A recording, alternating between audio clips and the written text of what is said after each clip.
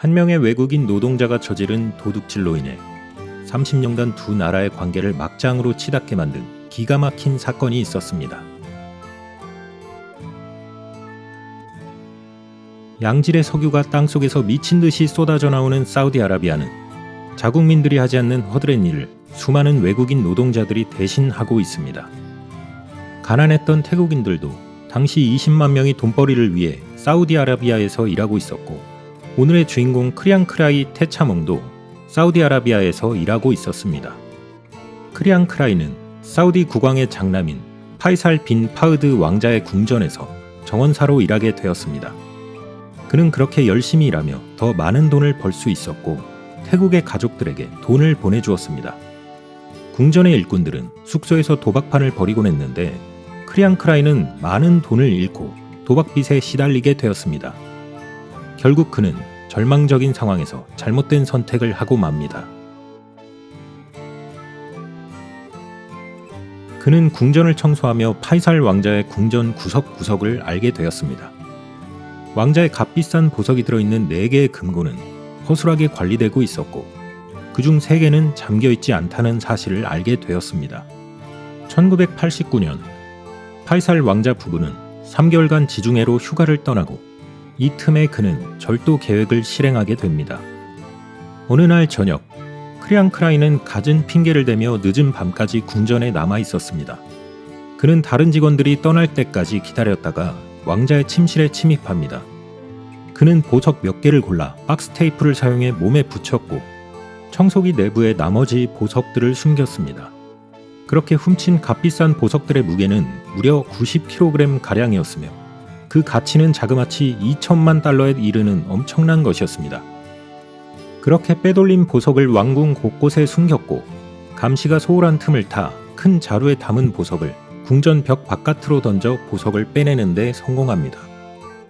90kg이나 되는 보석을 태국으로 가져가는 것은 불가능에 가깝습니다. 하지만 그는 머리를 씁니다. DHL 화물로 먼저 보석들을 태국으로 발송하였는데, 당시 태국 사회는 부패가 만연해 있었습니다. 크리앙크라이는 봉투에 돈과 메모를 채워 화물에 넣었는데, 메모에는 이렇게 적혀 있었습니다. 화물 내부에 음란물이 들어있으며 수색을 원하지 않습니다. 부패한 세관은 봉투 안에 돈을 챙기고 보석이 숨겨진 화물을 통과시켜 주었습니다. 1989년 12월 3개월의 휴가를 마치고 돌아온 파이살 왕자는 자신의 보석들이 도난당한 것을 알아차렸습니다. 하지만 크리앙크라이는 화물을 집으로 보내고 이미 태국으로 도주한 뒤였습니다. 크리앙크라이는 자신의 고향인 태국 북부의 람빵에서 훔친 보석을 팔기 위해 고군분투하고 있었습니다. 그러다가 대부분의 보석을 방콕의 보석상인 산티 스리타나칸에게 헐값에 팔아 넘겼습니다. 사우디로부터 도난 신고를 받은 태국 경찰은 1990년 1월 크리앙크라이를 람빵의 자택에서 검거하였습니다. 크리앙크라이는 자신의 신병이 사우디아라비아로 넘겨질 것을 매우 두려워하였다고 합니다. 사우디아라비아는 절도범의 경우 오른손을 절단하는 손목 절단형에 처해지는데, 왕실의 보물에 손을 댄 만큼 그 이상의 형벌을 받게 될 것이 뻔한 일입니다. 하지만 태국 법원은 그에게 7년형을 선고하였고, 순순히 자백한 것이 참작되어 최종 형량은 3년 6개월로 줄었습니다. 그렇게 크리앙크라이는 감옥에 가게 되고, 회수된 보석은 태국 대표단을 파견하여 사우디아라비아에 반환되었습니다. 여기까지 본다면 사건이 잘 해결된 듯 보이지만, 부패한 태국 경찰에 의해 사건은 점점 막장으로 치닫게 됩니다. 태국에서 반환한 보석을 받아본 사우디는 충격을 받게 됩니다. 반환된 보석은 처음 도난 품목의 80%가 실종된 상태였으며, 그나마도 대부분의 보석이 가짜로 채워져 있었습니다. 특히 도난 물품 중에는 계량 크기의 아주 희귀한 50캐럿 블루 다이아몬드가 있었는데, 그 역시 반환되지 않았습니다. 얼마 후 태국 언론에서는 소문이 돌고 있었습니다. 자선 연회에 참석한 태국 고위 공직자들의 부인들이 사우디에서 훔친 것과 비슷한 목걸이를 착용하고 있었다는 것입니다. 사우디아라비아는 이 사건에 매우 분노하였습니다. 사우디는 태국 경찰과 엘리트들을 의심할 수밖에 없었습니다. 곧이어 사건의 조사를 위해 사우디 왕족과 가깝게 지낸 사업가 모하메드 알루와일리와 외교관 3명을 태국으로 파견하였습니다. 그런데 태국으로 파견된 알루와일리는 1990년 2월 12일에 흔적도 없이 사라져 버렸습니다. 지금까지도 발견되지 않은 그는 살해된 것으로 추정되고 있습니다.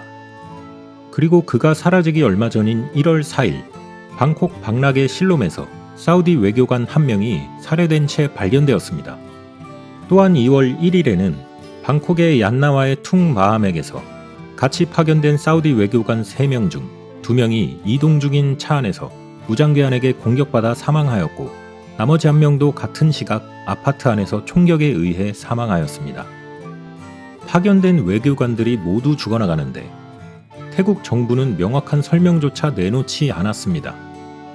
결국 사우디아라비아는 보복 조치를 감행하였는데 자국 내에서 일하고 있던 태국인 노동자 20만 명을 모두 추방하였습니다.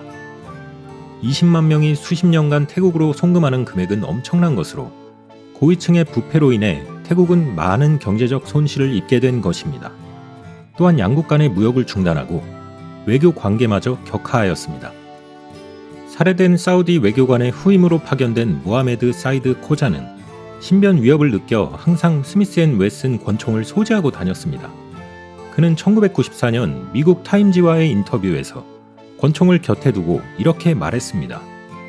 권총은 테러리스트가 아닌 태국 경찰로부터 나를 지키기 위한 것이다. 이곳의 경찰은 정부의 위에 있다. 그는 태국 경찰이 회수된 물품을 훔치고 자신들의 횡령을 은폐하기 위해 사우디 외교관과 사업가를 살해했다고 공개적으로 비난하였습니다. 당초 후임 조사관으로 3개월간 파견되었던 모하메드 사이드 코자는 태국 정부의 비협조로 아무것도 얻지 못한 채 3년간 태국에 머물게 되었습니다. 위키리크스에 공개된 2010년의 미국 외교 문서에 의하면 사우디 외교관 살해는 보석 도난과는 관계가 없으며 헤즈볼라 요원을 암살하려는 사우디에 대한 헤즈볼라의 보복으로 추정하고 있습니다.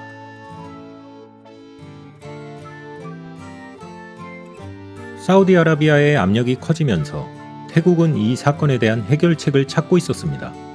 수사팀은 크리앙크라이가 훔친 보석을 팔아 넘겼던 보석상 산티 스리타나칸을 주시하고 있었습니다. 1994년 7월 보석상 산티의 아내와 아들이 납치되었습니다. 납치범들은 산티에게 전화하여 2명의 몸값으로 250만 바트를 요구하였고 산티는 가족을 구하기 위해 납치범들에게 몸값을 지불하였습니다. 하지만 그의 아내와 아들은 결국 8월 1일 벤츠 차량 안에서 트럭에 의한 교통사고로 숨진 채 발견됩니다. 시신에는 타살 흔적이 있었고 트럭에 치인 것에 비해 경미한 손상은 마치 사람이 손으로 밀어서 만들어진 듯 보였습니다.